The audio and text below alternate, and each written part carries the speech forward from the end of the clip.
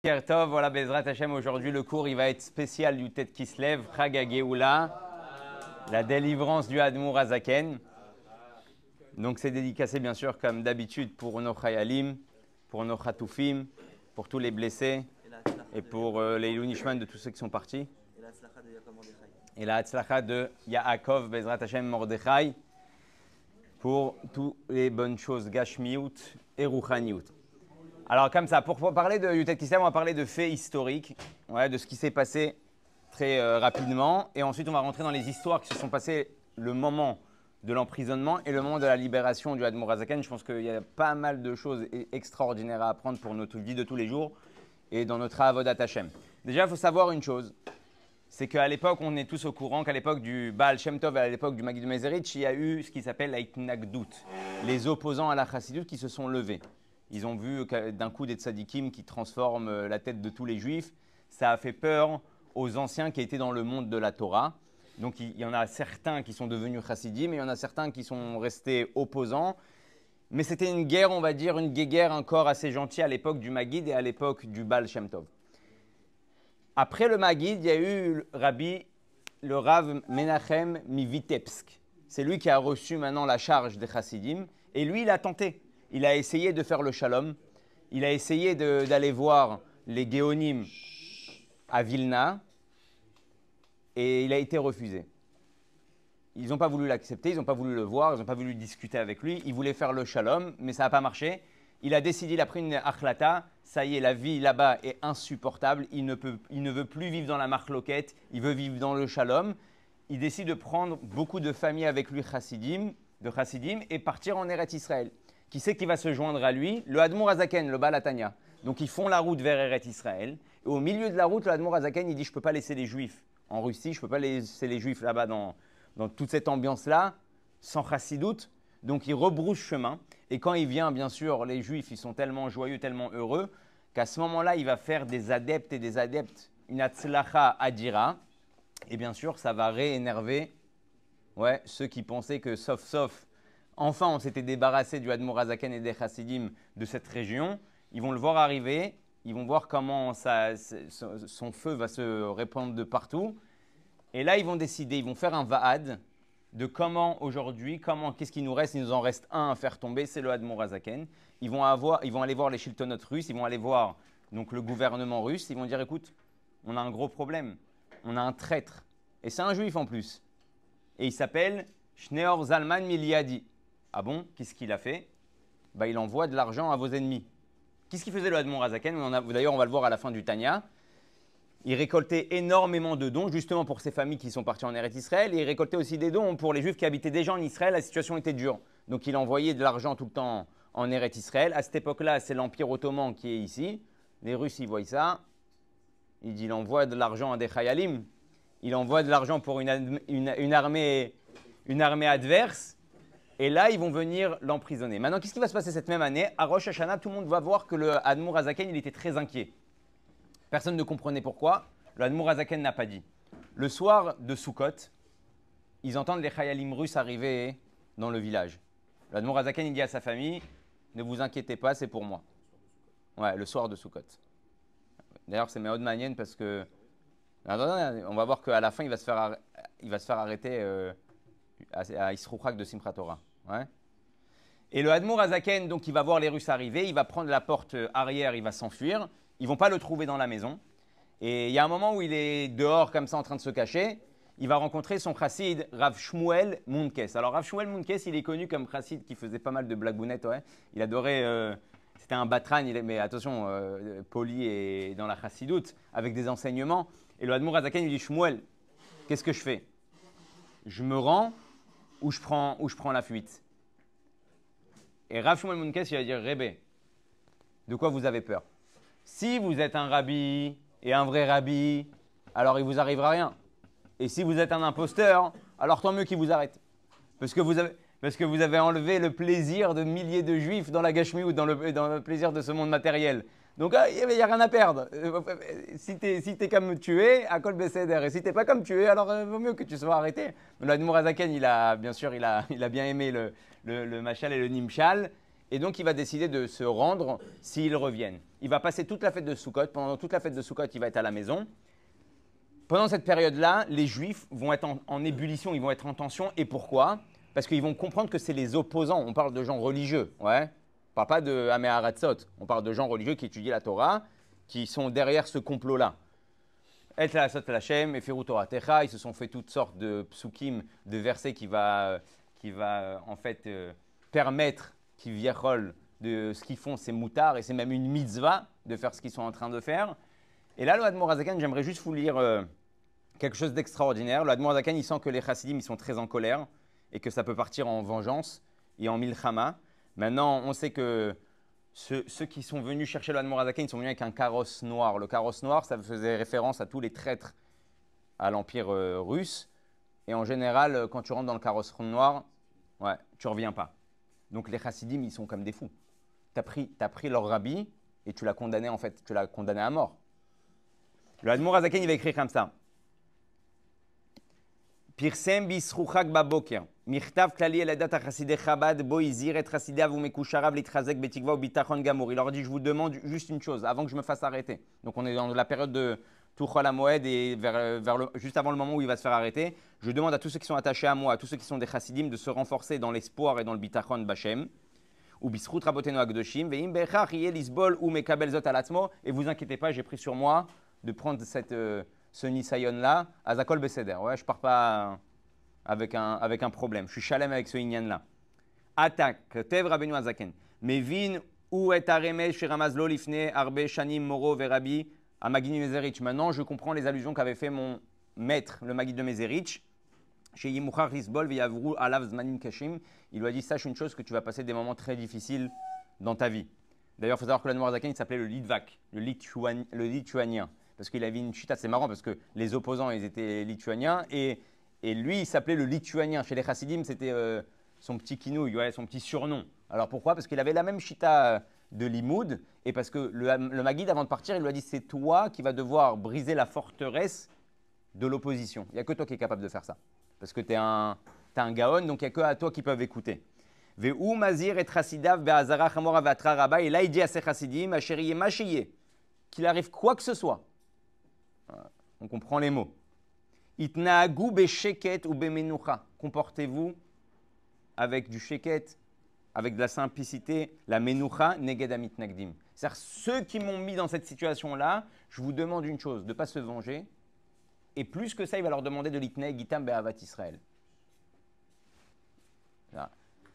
Des fois, tu vois des gens, même au sein d'institutions qui sont toraniques, une petite marloquette. Ouais, alors les élèves, quoi, t'as parlé sur mon rave, quoi, t'as fait ça à mon rave. Alors là, on parle d'avoir carrément condamné à mort un rave, un tzaddik qui va être le Balatania, qui va influencer jusqu'à aujourd'hui des juifs. Et il leur dit, quoi qu'il arrive, continuez avec la Havat Israël et je veux pas de vengeance et je veux pas d'histoire et je veux pas d'embrouille. Ok, grand message. Isrouchag, il arrive, les Chayalim, ils reviennent. Et ils prennent le Admor Hazaken. Quand ils prennent le Admor Hazaken, ils vont partir. Au bon moment, ils vont arriver juste avant Shabbat. Ça, c'est une petite anecdote. Le Admor Hazaken, il va en plein milieu du chemin. Il va dire Shabbat, Shabbos. Ouais, Shabbos. Allez, tais-toi. Ouais. Et il continue. La roue, elle pète. Bon. Ils vont dans le village le plus proche. Ils ramènent un garagiste. Ouais. Il répare. Il continue. Lui, il dit Shabbos. Il faut s'arrêter, Shabbos. Ça rentre dans pas longtemps. Le cheval, il meurt. Bon. Le russe, il continue. Il dit à son écuyer, vas-y, va chercher. Il y a des chevaux dans une ferme pas très loin. Va chercher un bon cheval. Ils prennent un cheval. Le cheval, il dit, waouh, magnifique, celui-là, il peut traîner le carrosse tout seul. Même un, ça suffit. Et le cheval, il décide de ne pas avancer. Le russe, il lui dit, bon, écoute, alors peut-être une petite négociation. Je comprends que c'est toi qui es en train de nous rendre fous. Peut-être qu'on va faire Shabbat dans un village à côté. Il dit non, on n'a pas le temps, on fait Shabbat ici. Ouais. Et lui et les Russes, ils vont faire Shabbat dans un sadé, dans un champ, à côté, en dessous un arbre. Et d'ailleurs, les chassidim sont partis voir cet endroit-là. De tous les arbres qu'il y a, ils sont détruits, ils sont déjà fanés, ils sont déjà morts. Le seul arbre qui est toujours verdoyant et qui est magnifique, c'est cet arbre-là où le Admor Hazaken, il a passé Shabbat. Ouais. Ouais, jusqu'à aujourd'hui. Ouais. Et le Admor Hazaken, Le Admour Azaken, il y a des chassidim qui sont partis voir, ne t'inquiète pas. Et le Admour Azaken, donc après Shabbat, Motzei Shabbat, l'autre il dit allez viens, on y va. Ils vont arriver dans la prison. Maintenant, dans la prison, là, le Admour Azaken, ils vont très vite comprendre que c'est pas un homme ordinaire. Déjà, il faut savoir qu'ils sont partis très loin. Les opposants, ils ont même mis un pétec dans sa poche avec le nom de tous les ennemis de la Russie. Et ils ont dit comme ça, quand le Admour Azaken il va arriver là-bas et qu'ils vont le déshabiller, qu'ils vont fouiller ce qu'il a sur lui, ils vont trouver le pétec avec les noms des ennemis de l'État. Donc ils vont se dire c'est bon, il est dedans. Et le Admour Azaken, il connaît une halakha, parce que c'est lui qui est l'auteur du Shulchan Aruch Harav, qu'un juif il doit vérifier ses poches Erev Shabbat. C'est une halakha. Ouais. Il vérifie ses poches Erev Shabbat. Donc Erev Shabbat, il vérifie ses poches et il trouve le pétec. De là, le rabbi il a expliqué dans une sikha comme quoi quand tu es Mekayem le Shulchan Aruch, c'est la shmira la plus grande. Ouais, on n'a pas besoin d'aller. On cherche toutes sortes de segoulottes pour être préservé. Quelqu'un qui est Mekayem le Shulchan Aruch, HaKadosh Baruch Hu, il le protège. Ça, c'est des Hagav. Donc il va rentrer en prison et là, il va commencer les Hakirot. Maintenant, dans les Hakirot, il y a quelque chose de super malin. Il y a une histoire et j'aimerais qu'on s'arrête sur cette histoire-là. Elle est connue chez les Chassidim, mais il y a des enseignements que pas forcément tout le monde connaît. On va développer. Pendant une des Hakira, il y a un Russe qui va rentrer. Il va lui dire écoute, j'aimerais te poser des questions. Ils vont lui poser pas mal de questions, même Alpitora dans la Torah. Et il va lui dire regarde, il y a écrit au début de Parashat Bereshit que Dieu il va dire à Adam Arishon Ayeka, où tu es. Mais si c'est Dieu, il n'a pas besoin de poser la question où il est. Il sait tout. De toute façon, il n'y avait pas où se cacher. Il n'y avait pas des bâtiments, ouais, c'était pas comme Gaza. Ouais, il n'y avait pas où se cacher, il n'y avait pas des minarotes à cette époque-là. Ouais. Et là-bas, le Admour Azaken va lui dire écoute, en réalité, Dieu, il permet à un homme de ne pas la viloto, de ne pas lui faire peur. Donc, la voito bidvarim, pour parler un petit peu avec lui et pour communiquer, qu'il ne soit pas choqué, parce qu'il venait de faire la faute. Alors, il lui dit, comme quand tu prends le téléphone, tu dis allô, ouais, tu ne dis pas Lionel, ouais, qu'est-ce qu'il y a? Il y a une embrouille, il y a un problème, tout va bien, ouais, ça va, allô Lionel, tu vas bien, tout va bien, ouais, bon, Hachem, dis-moi, j'arrive dans quelques minutes, ouais, Nachon. Donc, la voito bidvarim, pour ne pas choquer Adam Arishon et venir lui dire qu'est-ce que tu as fait? Et qu'Adam Arishon, Chaz Shalom, il va nous faire une crise cardiaque. Alors le Russe, il regarde, lui, ça c'est le pirouche de Rashi. Mais le pirouche de Rashi, je le connais déjà. Je veux votre pirouche, je veux votre explication. D'accord? Derech Hagav, l'enseignement de tout ça, hein, c'est qu'un juif, il doit savoir que Dieu ne vient jamais avec lui par surprise. Ça, c'est l'enseignement de Rashi en réalité, profondément. C'est que pas seulement Dieu, il veut causer avec toi. Akadosh Baruch Hu, il ne vient jamais en surprise avec toi. Dans ta vie, il t'a fait des allusions avant. Il t'a préparé avant, il t'a envoyé des messages avant. Alors, est-ce que tu as vu, est-ce que tu n'as pas vu, est-ce que tu as écouté ou tu n'as pas écouté? Après, ça, c'est une autre question. Mais ça, c'est ce que Rashi veut nous enseigner. Là-bas, il lui dit, ok, tu veux mon pirouche? Il lui dit, regarde, Ayeka, ça veut dire où es-tu? Et quand il lui dit où es-tu, c'est la question qu'un homme, Adam Arishon, il représente tous les hommes, c'est la question qu'un homme, il doit se poser chaque jour. Où j'en suis? Aujourd'hui, j'ai 20 ans, aujourd'hui, j'ai 30 ans, aujourd'hui, j'ai 40 ans. Qu'est-ce que j'ai fourni? Qu'est-ce que j'ai amené? Qu'est-ce que j'ai rapporté à Kadosh Baruch Hu? Où j'en suis dans mon potentiel? Ça, c'est ce qu'un homme il doit se poser tous les jours. Et là, il le regarde dans les yeux et lui dit, et quand on a 38 ans, il avait 38 ans, alors Dieu il nous pose la question, où tu es? Le gars, il a été choqué. Le Sar, pardon, il a été choqué. Il comprend. Il va sortir du Inyan, il va écrire on a affaire à un homme Meyuchad Bemino. Je ne pense pas que c'est un traître. Il est loin d'être un traître.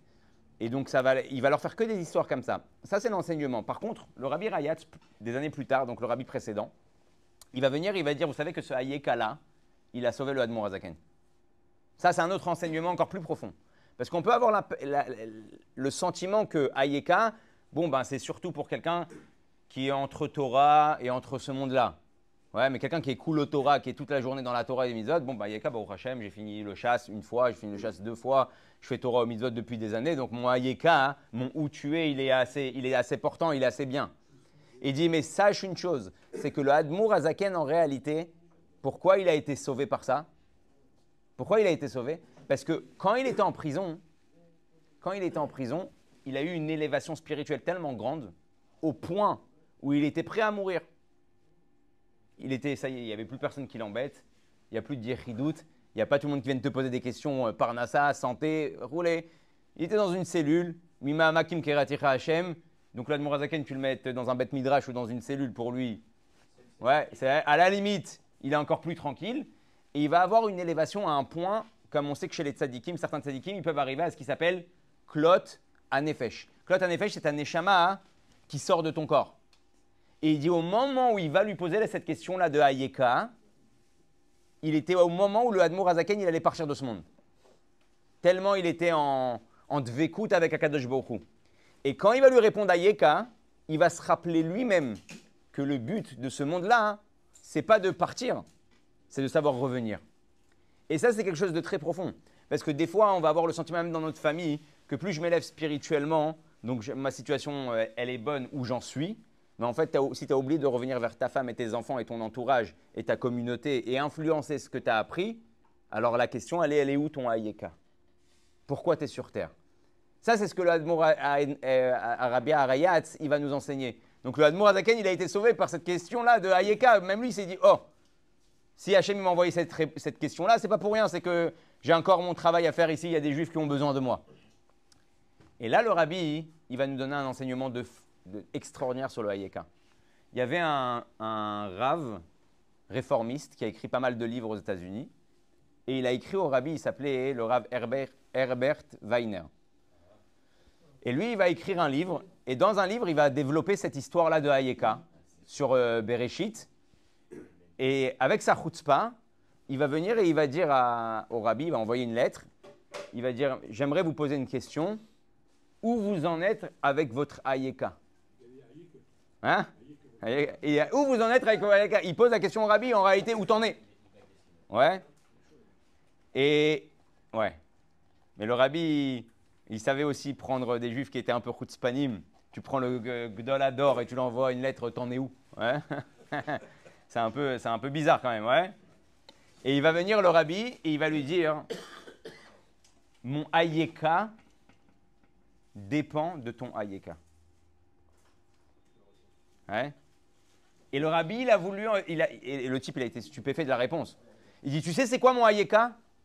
Mon Hayeka, où j'en suis, c'est quand d'autres juifs, ils sont aussi dans ce matzav-là de Hayeka qui se posent la question où ils en sont et ce qu'ils ont avancé. Ça, c'est mon Hayeka. Combien de juifs j'ai réussi à faire avancer? Combien de juifs j'ai rapproché vers Torah ou Mitzvot? Ça, c'est mon Hayeka. Donc, tout dépend de ton Hayeka à toi. C'est ce qu'il va lui répondre. Et cette réponse-là de Hayeka, en fait, c'est un enseignement extraordinaire de Yutet Kislev.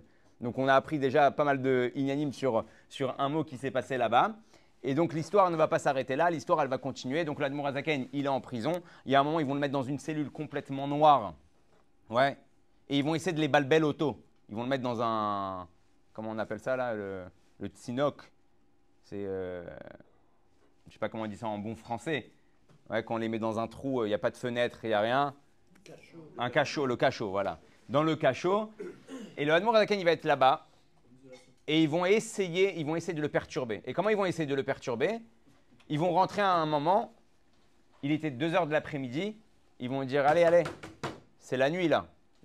C'est le moment de dormir. Étant donné que ça fait plusieurs jours qu'il est sans montre et sans lumière, il n'est pas censé savoir quelle heure il est. Comme il y a des otages là qui viennent d'être libérés qui ont dit, on ne savait pas, on n'avait aucune notion du temps. Et le Admour Hazaken va dire, non, il est 2h05.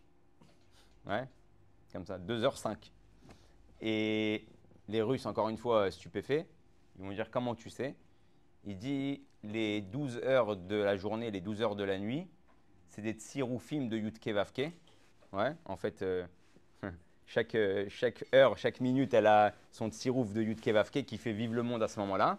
Et celui qui arrive à voir les tsiroufim qui font vivre le moment présent, alors il n'a pas besoin de montre. Ici, il est quelle heure? Ouais.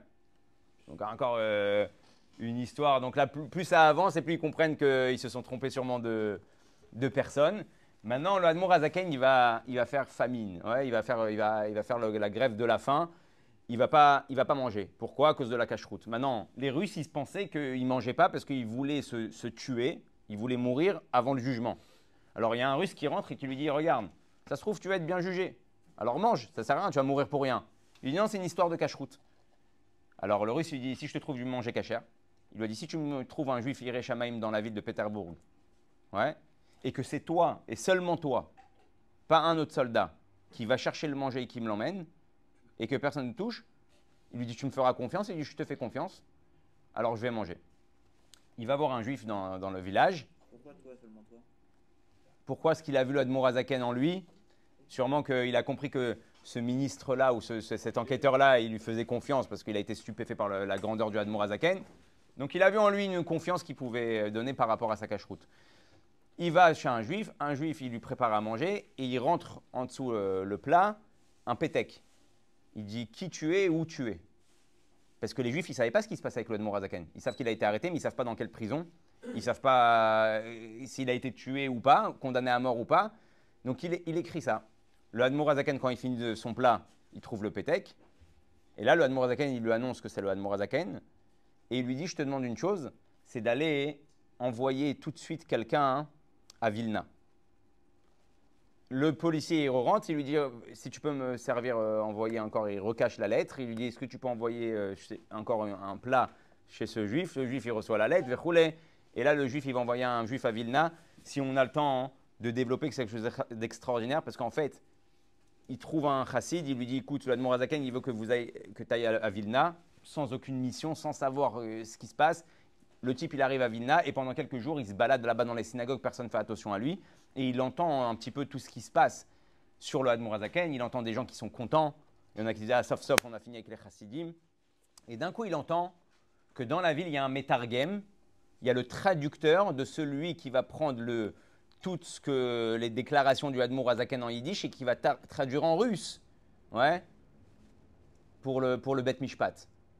Il entend ça, il comprend que ça y est, c'est quoi sa mission? C'est d'aller voir le traducteur. Il va voir le traducteur, il lui dit, à ce qui paraît, c'est toi. Il lui dit oui. Il lui dit, écoute, c'est mon rabbi. Et il commence à lui parler du Admour Azaken, il dit, écoute, tu as été devancé. Les opposants au Admour Azaken sont déjà venus me proposer une belle somme pour que je modifie toute la traduction. D'accord? Lui, il pleure et tout ça, avec roulé. Que le traducteur, il va dire, ne t'inquiète pas, je te fais confiance. Et moi, je suis avec le Admour Azaken. Ils m'ont promis même le Olam Haba. Même le Olam Haba, ils m'ont promis. Olam Hazé et Olam Haba. Il dit, mais je ne veux pas de leur Olam Hazé, je ne veux pas de leur Olam Haba, je préfère le Olam Haba du Admour Azaken. Les opposants, ils vont venir le lendemain. Il va leur dire, mais je ne peux pas, parce qu'il y a un autre traducteur qui vérifie ma traduction. Ils vont dire, non, ne t'inquiète pas, l'autre traducteur, il est pas à ton niveau. Ils vont plus croire ta traduction que l'autre traduction. Verroulé. À la fin, la traduction, elle a été correctement faite. Et grâce à ça, quand ils ont reçu les Russes au Bet Mishpat, les déclarations de l'Admour Azaken, il a été sauvé. Donc l'Admour Azaken, il était en prison. Il savait qu'il y avait un inyan qui se passait à Vilna avec un traducteur. Mais ce n'est pas seulement ça. L'Admour Azaken, il va passer de cellule en cellule et à un moment, ils vont le prendre dans une barque. Dans la barque, il va arriver Birkat Levana. Ouais. Et dans Birkat Levana, il va dire au gars, s'il t'appelait, arrête-toi, je dois faire la bracha. Le gars, il dit, je crois que tu n'as pas compris où tu es. Tu es en prison parce que tu es juif qui fait Torah au mitzvot. Alors le Admour Azaken, il va lui répéter encore une fois, arrête la barque. Il ne veut pas l'arrêter, donc le Admour Azaken, il a arrêté la barque. Ouais. Et lui, il rame. Et la barque, elle ne bouge plus. Là, le type, il le regarde. Et le Admour Azaken, il est méchacher, ouais, il laisse la barque avancer. Et là, le gars, il commence à avancer. Et là, le Admour Azaken, il lui repose la question, s'il te plaît, arrête la barque, je veux faire Birkat Levana. Et là, le gars, il s'est arrêté. D'ailleurs, il y a écrit que le Admour Azaken lui a laissé un pétek. Une bracha pour lui et sa famille. Et le rabbi, il va développer cette histoire, il va dire, il y a une question que je ne comprends pas. Tu as arrêté la barque. Fais Birkat Levana.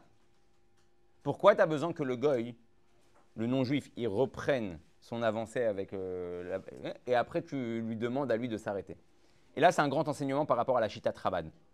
La Shitat Chabad, elle n'est pas de guélette pour ce qui s'appelle les miracles au-dessus de la nature. Le Admour Azaken et le Rabbi veut nous enseigner que les miracles qui s'habillent dans la nature, ils sont plus grands que les miracles qui sortent de la nature. Ça veut dire que quand maintenant, aujourd'hui, tu peux venir et dire, waouh, il y a des miracles de fou qui se passent, il y a des gens aujourd'hui, ils attendent dans la guerre le miracle, où Rachel Imenu elle va se dévoiler, où Eliyahu Hanavi va voir les Chayalim sur le terrain, et tout le monde attend waouh, cette histoire de fou, ils ont un dévoilement, ils ont un miracle, ils ont cru qu'il y avait 100 000 tanks, et en fait il n'y avait que 2 tanks, ouais, toutes ces histoires-là que les gens sont excités derrière ça. Hein. Alors c'est bien sûr que c'est un miracle qui casse la nature, c'est un miracle qui est au-dessus de la nature. Mais le Admour Azaken, il nous dit, Akadosh Baruch Hu, il veut que son monde se comporte naturellement. Et le plus grand miracle, c'est quand toi, tu es capable de voir un miracle qui s'habite dans la nature. Tu crois que c'est Kippat Barzel. Tu dis, ah, heureusement qu'on a Kippat Barzel, mais tu dis non, c'est Akadosh Baruch Hu. Tu crois que j'ai pas besoin qu'il y ait eu un grand dévoilement. Les Chayalim, ils se battent, tu dis, ah, là, Baruch Hashem, ils sont magnifiques, ces Chayalim. Bien sûr qu'ils sont magnifiques. Mais quand tu vois leur avancée et leur atzlacha et que tu arrives à comprendre, toi, dans ton sechel, que c'est un miracle, comment les Chayalim, ils se battent, et comment ils ont cette adrénaline, et comment ils ont une réussite extraordinaire, et que ça continue, Bezrat Hashem, Od Yoter Tov, encore mieux. Là, le Admor Hazaken, il dit là, c'est comme ça que tu vas commencer à avoir la perception de Dieu de tous les jours. Et pourquoi on parle de ça? Parce que toute ta journée, c'est un miracle qui s'habille dans la nature. Et c'est ça que l'Admor Hazaken, il veut que tu vois. Il dit, je ne veux pas que tu aies la perception d'Akadosh Baruch Hu que quand il y a quelque chose qui sort de l'ordinaire, que quand il y a un miracle au-dessus de la nature. Je veux que tu arrives à voir dans la nature Akadosh Baruch Hu à chaque instant. Et c'est pour ça qu'il va lui dire à ce gars, reprends le... Vas-y, avance, maintenant arrête-toi hein, de toi-même.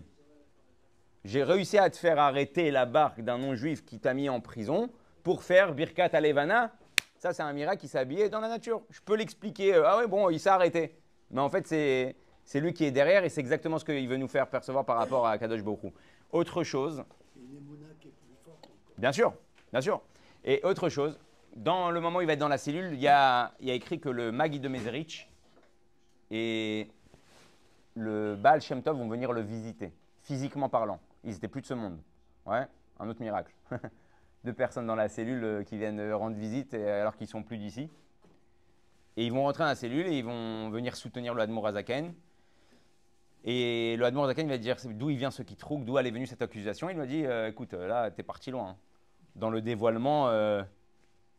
Alors, on sait qu'à l'époque du Zohar, de Rabbi Shimon, c'était que Yechidei Sgula qui avait le droit d'étudier.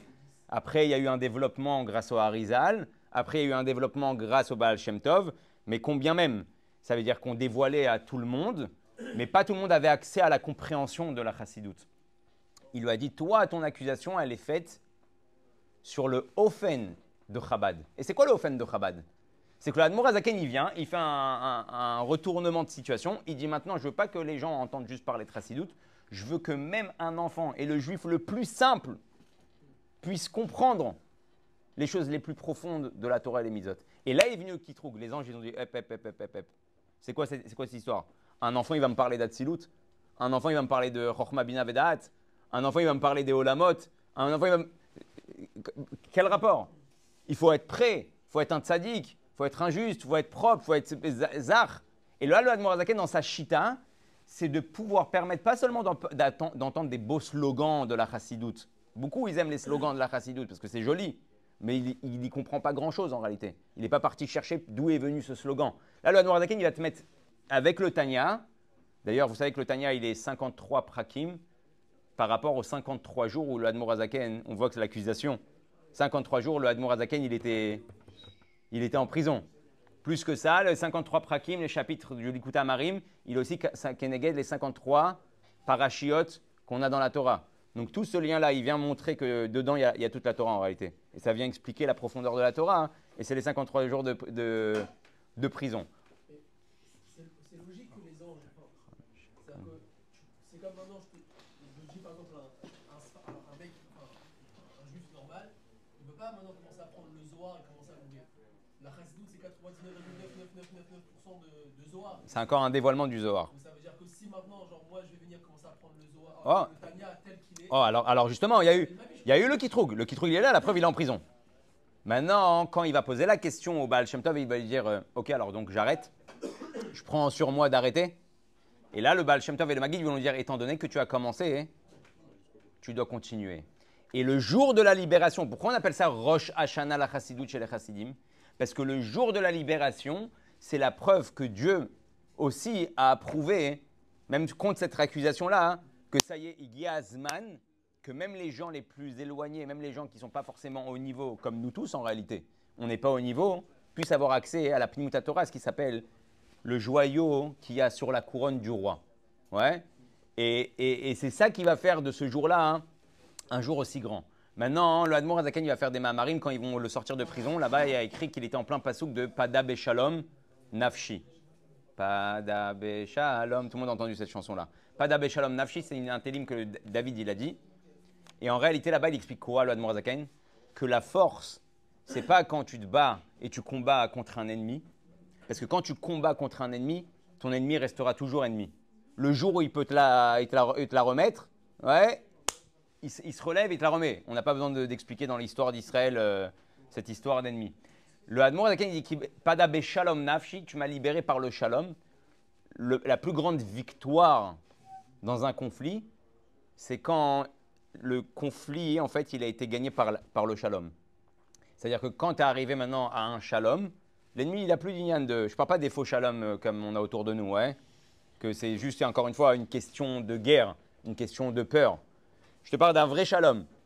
Quand tu as un vrai shalom, tu n'as pas de souci qu'un jour, il va se lever, il va péter un plomb et il va venir t'attaquer. Ça y est, tu as pris l'ennemi, tu l'as rendu ton ami. Et il dit, c'est ce qui s'est passé le moment de Yutet qui se lève. C'est-à-dire que même les ennemis du Admor Hazaken, sans faire de guerre, la preuve, il n'a pas appelé à la guerre. Il n'a pas appelé à des représailles. Il a appelé au shalom. Et par le shalom, les gens sont venus dans son camp. Même les Russes, ensuite, ils l'ont libéré avec des honneurs, comme quoi c'est un bon citoyen, verroulé. Même les Russes, ils ont compris qu'ils avaient affaire à quelqu'un de grand. Ça, c'est un petit peu, en tout, en bref, tout ce qui s'est passé pendant Yutet Kislev. Kamouvan qui a une tonne d'histoires à raconter, à rajouter. Juste pour finir, comme ça on finit aussi avec une histoire de Rabbi Levi Yitzhak de Barditchov. Quand il a été arrêté, le Admor Hazaken, la première chose qu'il a fait, c'est qu'il a demandé à un des Chassidim d'aller à Pétersbourg et à un autre d'aller voir Rabbi Levi Yitzhak. Il a fait un pidyon nefesh, il a fait un pan. Il a dit, tu le remets à Rabbi Levi Yitzhak de Barditchov. Et quand il est arrivé chez Rabbi Levi Yitzhak de Barditchov, le Rabbi Levi Yitzhak, il a été choqué de la nouvelle. Et il a dit au chassid, est-ce que le Admor Hazaken était anxieux? Le chassid, il a dit oui, il était anxieux. Alors il va lui poser la question, Bechitzoniut ou Bepnimut? Il est anxieux intérieurement ou extérieurement? Le chassid, il dit, je pense extérieurement, parce qu'il a oublié ses pantoufles, mais il n'a pas oublié son talit et ses tefilines. Donc Bepnimut, il est toujours là. Et là, encore une fois, Rabbi Levi Yitzhak va dire le Litvak, ouais, le lituanien, hein, il voit bien. Ouais. Comme ça, il va donner cette phrase. Et après, il va lui poser la question, et dis-moi, c'est quoi le nom de la mère du Admor Hazaken? Et le chassid dit, ouais, j'ai oublié de lui poser la question. Alors, il va ouvrir le Chumash, et dans le Chumash, il va voir que Yaakov, Yarad et Mitzrayma, qui est Shever ben Mitzrayim, il a pris les lettres Shever. Shever, il a dit Shneor ben Rivka, le nom de sa mère. Hein. C'est Shneor ben Rivka, et il s'est avéré que c'était Nachon. Juste, c'était encore une petite histoire pour vous dire les miracles et tous les nianim qu'il y avait autour. Donc, je vous souhaite, comme on souhaite à tous, hein? Il a été libéré par rapport à la Chakira, à toutes les Chakirot qu'ils ont vu que, et le Tirgoum, ouais, la traduction de tout ce qu'il avait déclaré, que c'était bon et que c'était vrai. Et donc c'est pour ça que c'est un grand jour. Et donc on se souhaite à tous une bonne année, ouais, matérielle et spirituelle. Et Bifra dans le limoud de Torah Chassidut. Et Bezrat Hashem, grâce à Yutet Kislev, cette année, on espère qu'on rentrera encore plus profondément dans le livre du Tanya. Voilà, bonne journée à tous.